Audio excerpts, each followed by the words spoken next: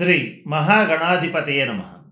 ఈరోజు మనం 2026వ సంవత్సరంలో ఏ రాశుల వాళ్ళు ఉచ్చ స్థితికి చేరతారు, ఏ రాశుల వాళ్ళకి రాజయోగం పడుతుంది, అలాగే ఏ రాశుల వాళ్ళు కొంత ఇబ్బందులు పడతారు, అలాగే ఎటువంటి ఇబ్బందులు పడతారు, ఎటువంటి పరిహారాలు చేసుకోవాలి, ఇటువంటి అనేక అంశాల గురించి తెలుసుకుందాం. దీంట్లో భాగంగా మొట్టమొదట ఈ 2026వ సంవత్సరంలో ఒక 4 రాశుల వాళ్ళు మాత్రం ఆర్థికంగా అత్యంత ఉన్నత స్థితికి చేరుకుంటారు. అంటే వాళ్ళు లక్షల కోట్లు గడిస్తారు అనేటువంటిది చెప్పొచ్చు. కానీ ఇక్కడ మ్యాటర్ ఏంటంటే, ఈ వాళ్ళ వ్యక్తిగత జన్మ జాతక రీత్యా ధనయోగం ఎంత ఉంటుందో అంతకు మించి వీళ్ళు సంపాదించగలిగేటువంటి అవకాశాలు ఈ సంవత్సరం పుష్కలంగా ఒక 4 రాసుల వాళ్ళకి బలంగా లభించబోతున్నాయి. ఆ 4 రాసులేంటి? అయితే వీళ్ళకి అంత రాజయోగం ఉన్నప్పటికీ ఏ రకమైనటువంటి ఇబ్బందులు కూడా వస్తాయి. వాటిని ఎలా అధిగమించి మరింత వేగంగా ముందుకు దూసుకుపోగలుగుతారు అనేటువంటి అంశాల గురించి ఇప్పుడు తెలుసుకోవడానికి ప్రయత్నం చేద్దాం. మొట్టమొదటగా ఈ 2026 సంవత్సరంలో ఉచ్చస్థితి మహారాజయోగం, ఒక రకంగా చెప్పాలంటే ధనయోగం పట్టబోతున్నటువంటి మొట్టమొదటి రాశి మేషరాశి. ఈ మేషరాశి అనగానే మనం అశ్విని నక్షత్రం 1, 2, 3, 4 పాదాలు, భరణి నక్షత్రం 1, 2, 3, 4 పాదాలు, కృతికా నక్షత్రం ప్రథమ పాదం వరకు ఉన్నటువంటి నక్షత్ర పాదాల్లో ఉన్న వాళ్ళందరినీ కూడా మనం మేషరాశి జాతకుల కింద పరిగణిస్తాం. వీళ్ళకి ఈ సంవత్సరం ఆర్థికంగా మంచి పరిపుష్టి కలుగుతుంది.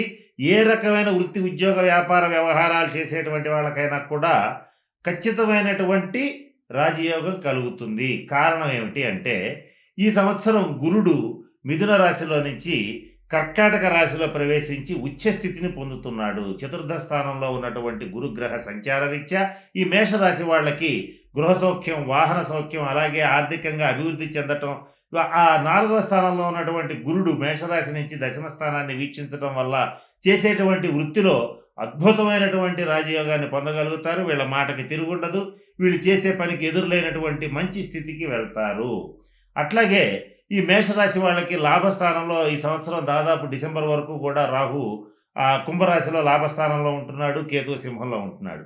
లాభంలో ఉన్న రాహు యొక్క స్థితి రీత్యా కూడా వీళ్ళకి ఫారిన్ ఫండ్స్ రావటం, అలాగే విదేశాల నుంచి, విదేశాల్లో ఉన్న వాళ్ళ నుంచి మంచి సంపూర్ణ సహాయ సహకారాలు లభించడం, ఇవన్నీ కూడా జరుగుతాయి. అలాగే సింహకేతు యోగం రీత్యా కూడా వీళ్ళకి మంచి అద్భుతమైనటువంటి ఫలితాలు కలుగుతాయి. సంతానపరమైనటువంటి శుభకార్యాలు చేసుకోగలుగుతారు. అలాగే మంత్ర సిద్ధి లభిస్తుంది.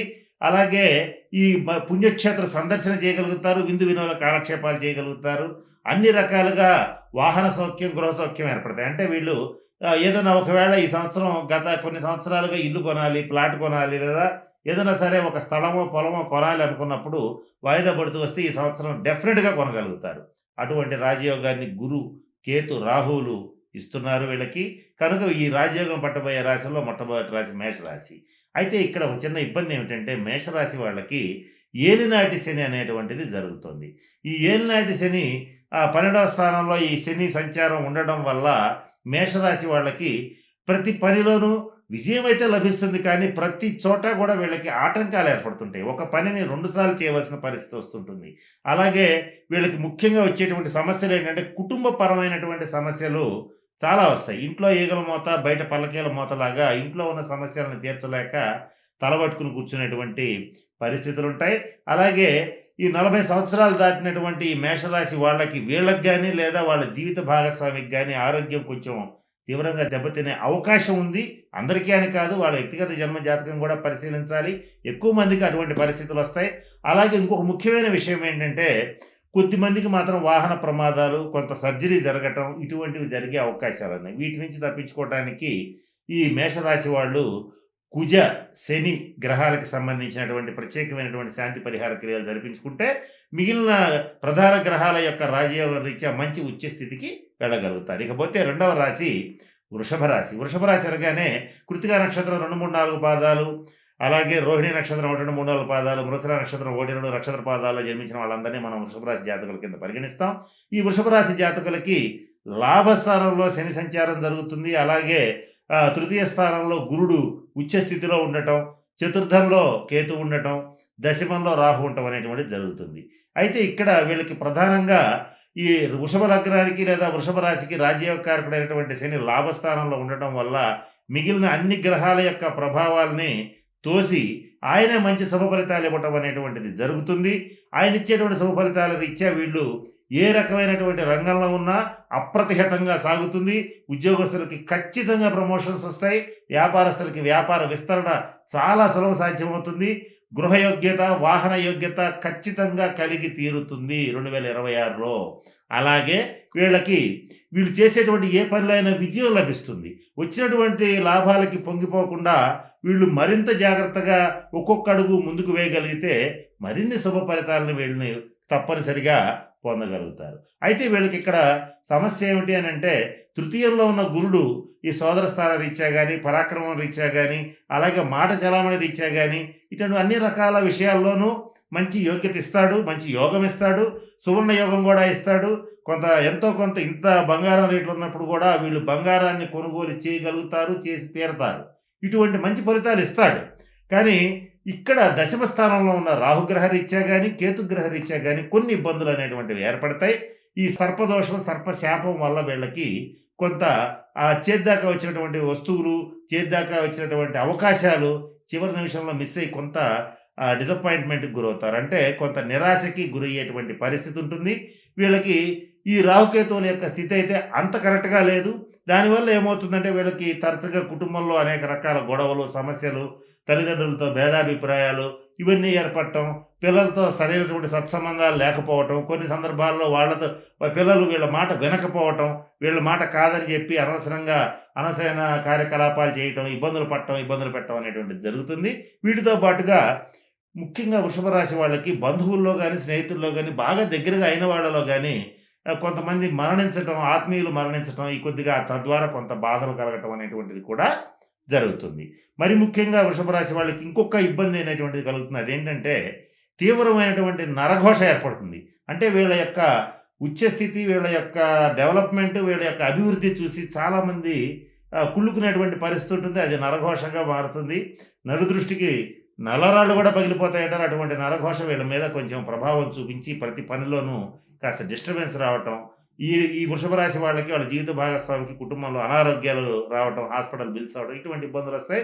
వీటి నుంచి తప్పించుకోవడానికి వీళ్ళు రాహుకేతువులకి సంబంధించినటువంటి ప్రత్యేకమైనటువంటి శాంతి పరిహార క్రియలు 2026లో మాత్రమే చేసుకునేవి కొన్ని చేసుకోవాల్సి ఉంటుంది. అవి చేసుకుంటే తప్పనిసరిగా వీళ్ళు మంచి ఆర్థిక స్థితిని పొంది తీరతారని చెప్పడంలో ఏమాత్రం సందేహం లేదు.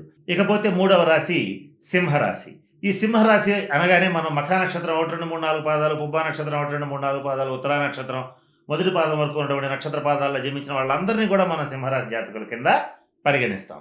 అయితే ఈ సింహరాశి వాళ్ళకి జన్మరాశిలో కేతువు, ఇక సప్తమ రాశిలో రాహు ఉండి కొంత కాలసర్పదోషాన్ని, ముఖ్యంగా అపసవ్య కాలసర్పదోషాన్ని ఇవ్వటం జరుగుతుంది. తద్వారా వీళ్ళకి కొన్ని పనుల్లో ఆటంకాలు వస్తుంటాయి. అలాగే ఈ సింహరాశి వాళ్ళకి అష్టమ స్థానంలో శని సంచారం కూడా జరుగుతుంటుంది. ఇది కూడా వీళ్ళకి అంత యోగప్రదమైంది కాదు. కానీ ఇక్కడ 12వ స్థానంలో ఉచ్చస్థితిలో సంచరిస్తున్నటువంటి గురుగ్రహం ఏదైతే ఉంటుందో, ఈ గురుగ్రహ ప్రభావంతో వీళ్ళు మంచి ఆర్థిక పరిపుష్టి సాధించగలుగుతారు. సింహరాశిలో ఉండేటువంటి అధికారులు అయితే మరింత అధికారాన్ని పొందగలుగుతారంటే గవర్నమెంట్ గెజెటెడ్ ఆఫీసర్స్ వాళ్ళ యొక్క స్థానం కంటే మంచి ఉచ్చస్థితికి వెళ్ళగలుగుతారు. అలాగే ఎవరైతే సింహరాశి వాళ్ళు ఉంటారో, వాళ్ళు వ్యాపారస్తులు ఉంటారో, వాళ్ళకి వ్యాపారం అనేటువంటిది చాలా బాగా కలిసి వస్తుంది. ఇక ఈ సింహరాశి వాళ్ళకి ఏ రకమైన వృత్తి, ఉద్యోగ, వ్యాపార వ్యవహారాలు చేసేటువంటి వాళ్ళకైనా వాళ్ళ మాటకి తిరుగు లేకుండా పోతుంది. సింహరాశి ముఖ్యంగా రాజకీయ నాయకులకి, సినిమా రంగం వాళ్ళకి అద్భుతమైన రాజయోగం ఇవ్వబోతున్నాడు ఈ గురుడు. ఎందుకని అంటే 12వ స్థానంలో ఉన్నటువంటి ఉచ్చస్థానంలో ఉన్న గురుడు సింహరాశిని తన యొక్క ప్రత్యేక ఆచ్ఛాదన శక్తితో పరిపూర్ణంగా రక్షించటం, అభివృద్ధి చెందించడం అనేటువంటిది జరిగి తీరుతుంది. దీనితో పాటుగా ఈ ఉచ్చస్థితిలో ఉన్న గురుడు అష్టమ స్థానంలో ఇబ్బంది పెడుతున్నటువంటి శనిని తన ప్రత్యేకమైనటువంటి దృష్టితో వీక్షించటం వల్ల అష్టమ శని ప్రభావం అనేటువంటిది దూరం అయిపోతుంది. తద్వారా వీళ్ళు మంచి గొప్ప స్థితికి వెళ్తారు. ఈ సింహరాశిలో కొంతమంది అయితే ఫారిన్ వెళ్ళాలని ప్రయత్నం చేసి ఎవరైతే ఆగిపోయి ఉంటారో వాళ్ళు డెఫినెట్గా ఫారిన్ వెళ్ళిపోతారు. అటువంటి పరిస్థితులు ఉంటాయి.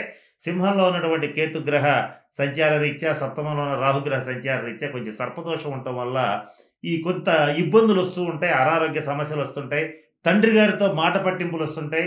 అలాగే ఎవరైతే సింహరాశి వాళ్ళకి కొడుకులు ఉంటారో, ముఖ్యంగా ప్రథమ సంతానంతో భేదాభిప్రాయాలు వస్తూ ఉంటాయి. అలాగే జీవిత భాగస్వామి యొక్క మాట చలామణి కాకుండా వీళ్ళే కొంచెం ఓవర్‌గా డామినేట్ చేసి కుటుంబ కలహాలని ఎక్కడో ఉన్న కుటుంబ కలహాలను తెచ్చి ఇంట్లో పెట్టుకునేటువంటి పరిస్థితి కూడా చేస్తుంటారు. అనవసరమైనటువంటి విషయాల్లో ఇన్వాల్వ్ అయ్యి రాహుకేతువుల ప్రభావం రీత్యా ఎక్కడో దారిన పోయే తద్దినాన్ని నెత్తి మీద తెచ్చుకున్నట్లుగా వీళ్ళు తెచ్చుకొని కాస్త ఇబ్బందులు పడే పరిస్థితి ఉంటుంది. కనుక ఈ విషయాల్లో మాత్రం సింహరాశి వాళ్ళు జాగ్రత్తగా ఉండాలి. మరిన్ని శుభ ఫలితాలు కలగటం కోసం ఈ సింహరాశి వాళ్ళు రాహుకేతువులకు సంబంధించిన ప్రత్యేకమైన శాంతి పరిహార క్రియలు 2026లో కొన్ని ప్రత్యేకంగా చేయవలసి ఉంటుంది. అవి చేసుకోవాలి. అలాగే అష్టమ శని ప్రభావాన్ని పోగొట్టుకోవడానికి కూడా కొన్ని పరిహారాలు చేసుకునేటట్లయితే తప్పనిసరిగా ఈ సింహరాశి వాళ్ళు మంచి ఉచ్చ స్థితికి వెళ్ళడం అనేటువంటిది జరుగుతుంది. మరి ముఖ్యంగా చివరిగా మరొకసారి చెప్తున్నాను, ఈ సింహరాశిలో ఉన్నటువంటి రాజకీయ నాయకులకి అధికార యోగం తథ్యం. అలాగే సినిమా రంగంలో ఉండేటువంటి వాళ్ళకి సూపర్ హిట్స్ రావడం అనేటువంటిది జరిగి తీరుతుంది. ఇది శాసనంగా భావించవచ్చు. ఇక 4వ రాశి ధనురాశి. ఈ ధనురాశి వాళ్ళకి ఇక్కడ 3వ స్థానంలో ఉన్నటువంటి రాహుగ్రహ సంచార రీత్యా వీళ్ళు ప్రతి పనిని ఎంతో ధైర్యంగా అసలు మేము ఏం చేసినా చలామణి అవుతుందనేటువంటి విపరీతమైనటువంటి ఆత్మవిశ్వాసంతో ప్రతి కార్యక్రమాన్ని చేసుకోగలుగుతారు, మొదలుపెట్టగలుగుతారు, ముగించగలుగుతారు కూడా. ఇక్కడ మూడింట ఉన్నటువంటి కుంభరాహువు అంత బలమైనటువంటి శుభ ఫలితాలని ధనురాశి వాళ్ళకి ఇస్తున్నాడు. అలాగే సింహరాశిలో ఈ భాగ్యస్థానంలో ఉన్న కేతువు కూడా వీళ్ళకి అనుకోకుండా మంచి ఫలితాలు ఇస్తాడు. ఎలాగంటే ఒక ఉద్యోగస్తుడికి ప్రమోషన్ రావాలంటే అది అప్పటిదాకా రాకపోవచ్చు, కానీ తెలియకుండా సడన్గా వీళ్ళకి ప్రమోషన్స్ లభిస్తూ ఉంటాయి. అంటే అప్పటిదాకా గవర్నమెంట్ పాలసీ ద్వారా ఆగిపోయిన ప్రమోషన్స్ అయినా సరే డెఫినెట్గా ప్రమోషన్స్ వస్తాయి.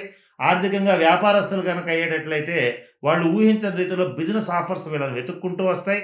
అలాగే ఈ రాజకీయ రంగంలో, సినిమా రంగంలో పెద్ద పెద్ద వ్యాపారాలు చేసేటువంటి వాళ్ళు, స్వతంత్ర వృత్తులు చేసేటువంటి వాళ్ళకి వాళ్ళు ఊహించని వైపు నుంచి వాళ్ళకి ఈ అవకాశాలు అనేటువంటివి వెతుక్కుంటూ రావడం అనేటువంటిది జరిగి తీరుతుంది. తద్వారా ధనురాశి వాళ్ళు మంచి ఉచ్చ స్థితికి వెళ్ళగలుగుతారు. అయితే వీళ్ళకి ఇక్కడ సమస్య ఏమిటంటే ఈ అష్టమ స్థానంలో రాశ్యాధిపతి అయినటువంటి గురుడు ఉన్నాడు. కానీ అక్కడ ఉచ్చ స్థితిలో ఉండటం వల్ల మంచి దేహారోగ్యం, బలం, అలాగే కుటుంబపరమైనటువంటి అంశాల్లో ఒక సర్టెనిటీ అంటే ఒక స్థిరత్వం అనేటువంటిది వస్తుంది. కుటుంబాన్ని గాడిలో పెట్టగలుగుతారు, పిల్లల్ని వాళ్ళ మాట వినేటట్లుగా చేసుకోగలుగుతారు, కుటుంబంలో ఆధిపత్యాన్ని చెలాయించగలుగుతారు, కుటుంబ వ్యవహారాల్లో విజయం సాధించగలుగుతారు. అలాగే ఇంటా బయట కూడా మంచి విజయాలు నమోదు చేసుకోవడం అనేటువంటిది జరుగుతుంది. ఆర్థికంగా ఈ ద్వితీయ స్థానాన్ని గురుడు రాశ్యాధిపతి ఉచ్చ స్థితిలో ఉండి చూడటం వల్ల ఫైనాన్షియల్గా మంచి స్థితికి వెళ్ళి తీరతారని చెప్పడంలో సందేహం లేదు. అయితే ఇక్కడ అర్ధాష్టమ శని ప్రభావం ఏదైతే ఉంటుందో దానివల్ల ఈ ధనురాశి వాళ్ళకి కొన్ని చిన్న చిన్న సమస్యలు వస్తాయి. అవేంటంటే ఈ ధనురాశి వాళ్ళకి వీళ్ళకి కానీ వీళ్ళ జీవిత భాగస్వామికి కానీ కొంత అనారోగ్య సూచనలు ఏర్పడతాయి. అలాగే సంవత్సర ప్రారంభంలో మాత్రం కొంత కుటుంబ పరంగా భేదాభిప్రాయాలు ఉంటాయి. సంవత్సరం గడిచే కొద్దీ వీళ్ళకి ఆ భేదాభిప్రాయాలు ఎట్లా సాల్వ్ చేసుకోవాలనేది అర్థమైపోతుంది. డెఫినెట్గా సాల్వ్ చేసుకోగలుగుతారు. అలాగే మరి ముఖ్యంగా ఈ ధనురాశి వాళ్ళకి స్నేహితులు, మిత్రులు, బంధువులు వీళ్ళు ఎవరైతే ఉంటారో వాళ్ళలో కొంతమంది ఆత్మీయులు దూరం అయ్యే అవకాశం ఉంది. తద్వారా కొంత మానసికంగా వేదనకి గురవుతారు. ఏది ఏమైనప్పటికీ కూడా ఈ గురుగ్రహ సంచార రీత్యా కానీ, రాహుకేతువుల సంచార రీత్యా కానీ అద్భుతమైన రాజయోగం పట్టి వీళ్ళు ఈ సంవత్సరం ఫైనాన్షియల్గా ఎవరైతే సెటిల్ కాలేదనుకుంటున్నారో వాళ్ళు డెఫినెట్గా సెటిల్ అవుతారు. అలాగే వీళ్ళల్లో మరి ముఖ్యంగా చెప్పాల్సిన అంశం ఏంటంటే ఈ గురువు ఈ ఉచ్చ స్థితిలో ఉండి శనీశ్వరుడిని వీక్షించడం వల్ల తప్పనిసరిగా వీళ్ళకి గృహ సౌఖ్యం కానీ, వాహన సౌఖ్యం కానీ, అంటే ఇల్లు కానీ, వాహనం, కారు, బైకు ఏదైనా సరే ఒక లగ్జరీ ఐటము ఖచ్చితంగా కొనడం అనేటువంటిది ఈ సంవత్సరం జరుగుతుంది. ఇందులో డౌట్ లేదు. బంగారం ధరలు ఇంత మండిపోయే రోజుల్లో కూడా వీళ్ళు బంగారం కొనగలిగేటువంటి స్థితికి వెళ్ళగలుగుతారు, కొంటారు. వాళ్ళ తాహతకు తగ్గట్టుగా, వాళ్ళ పరిస్థితి తగ్గట్టుగా ఖచ్చితంగా కొనుగోలు చేయడం అనేటువంటిది జరుగుతుంది.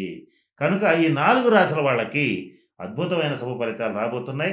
అయితే నేను చెప్పిన ఈ ఇబ్బందులు ఒక్కొక్కళ్ళకి ఒక్కొక్క గ్రహం రీత్యా ఇబ్బందులు ఉంటాయి. ఆ ప్రత్యేకంగా ఉండేటువంటి ఆ ఇబ్బందులకు సరైనటువంటి శాంతి పరిహార క్రియలు జరిపించుకుంటే మరింత సునాయాసంగా ముందుకెళ్ళగలుగుతారని చెప్పడంలో ఏమాత్రం సందేహం లేదు. కనుక నేను చెప్పినటువంటి అన్ని అంశాలను దృష్టిలో పెట్టుకుని అందరూ అంటే ఈ 4 రాశుల వాళ్ళు కూడా చక్కగా అష్టైశ్వర్యాలు, భోగభాగ్యాలు పొందుతారని మనస్ఫూర్తిగా పరమేశ్వరుని ప్రార్థిస్తూ సెలవు తీసుకుంటున్నాను. స్వస్తి.